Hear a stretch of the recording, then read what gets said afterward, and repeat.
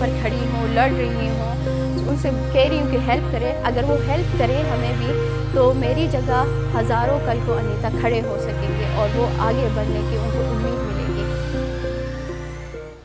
मेरा ताल्लुक़ गिलगित बल्तिस्तान करीमाबाद हुंज़ा से है। मिक्स मार्शल आर्ट का जो मेरा करियर था वो 2017 में स्टार्ट हुआ। Obviously mix martial art like दुनिया में बहुत से ख़तरनाक गेम में से एक गेम समझा जाता है।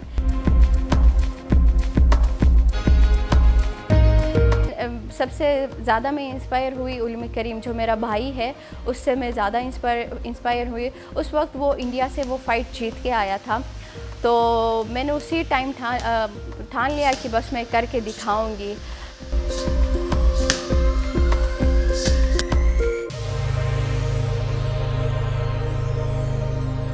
जब मैं यहाँ पर आई, मैंने मिक्स मार्शल आर्ट देखा, तो मैंने अपने अब्बू को कॉल की कि अब्बू मैं मिक्स मार्शल आर्ट में आगे प्रोफेशनली जाना चाहती हूँ।